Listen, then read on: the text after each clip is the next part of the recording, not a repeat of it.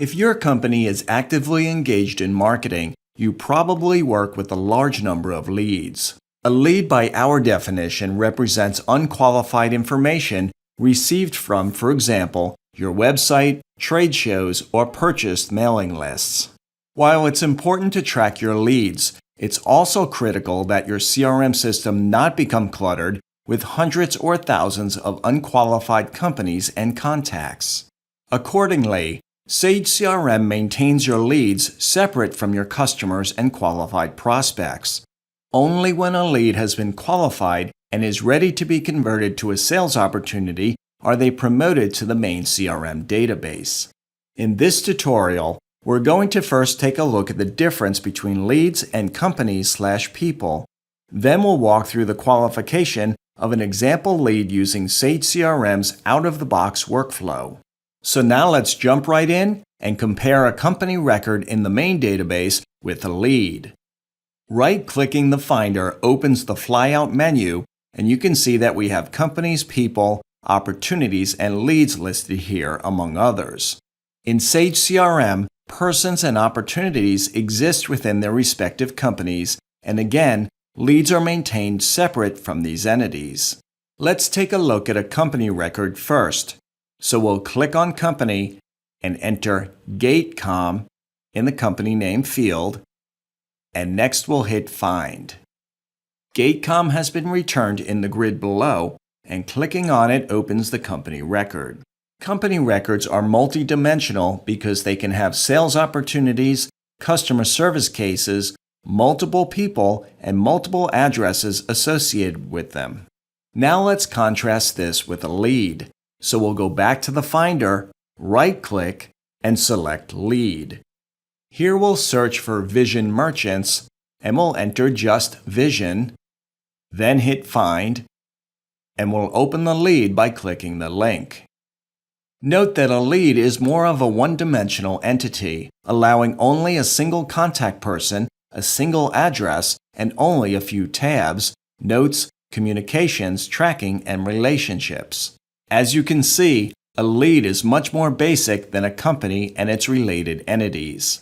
So now that we've seen the differences between a company and a lead, let's now move on to the second step in our tutorial, which will be qualifying a lead using the out-of-the-box workflow. In our demo scenario, a visitor to our website has filled out an online form required to download a white paper.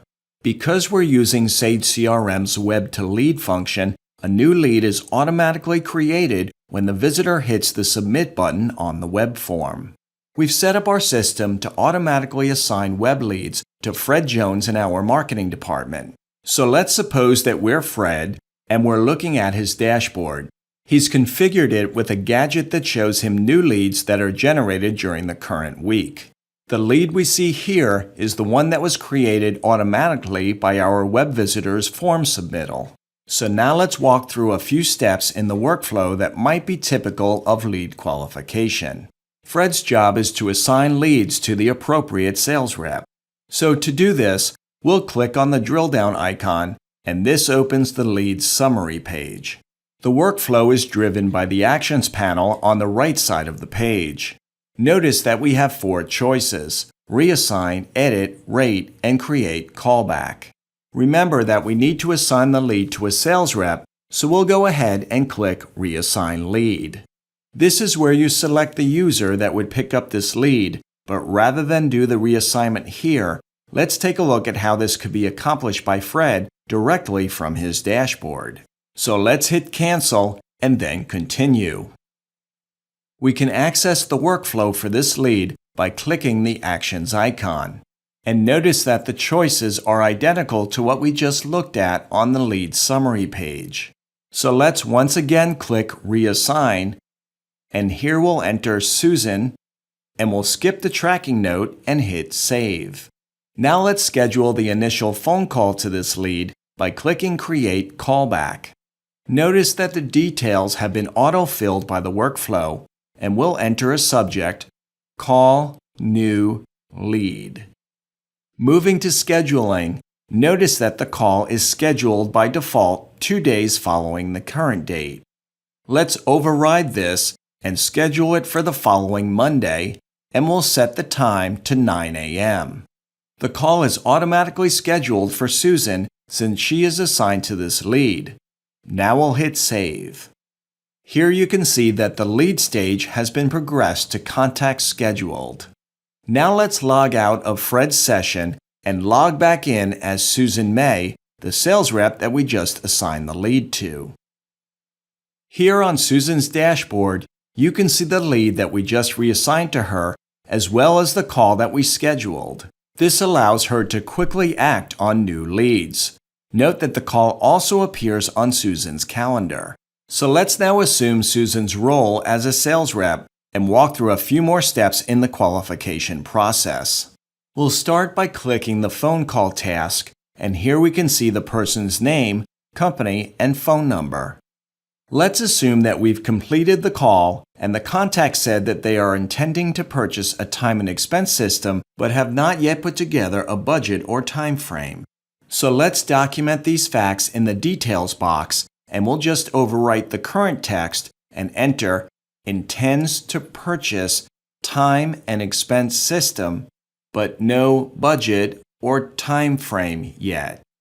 Next, we'll change the task status to complete and hit Save. The next step in our demo scenario is to rate the lead. To do this, we'll once again hit the Actions icon and select Rate Lead. For demo purposes, we'll give this lead a B rating and we'll leave the decision time frame set to unknown. For a tracking note, we'll enter intends to purchase, no budget or time frame set, and next we'll click Save. Notice that the stage has now progressed to Rated. Now that we've moved through several steps in the workflow for lead qualification, let's take a look at the Tracking tab. The Tracking tab shows all of the changes made to the lead as it is progressed through the qualification process. Importantly, if you turn off the workflow and progress the lead manually, the changes will still be recorded here. The next steps would be to schedule another follow-up call, and ultimately, if the lead is qualified to our satisfaction, would be to promote this lead to a company in the main database and convert it to a sales opportunity. These steps will be covered in a subsequent video. And that completes our demonstration of leads. Give us a call if you need assistance with this or any other feature in your Sage CRM system. Well, that's it for this tutorial. Bye for now.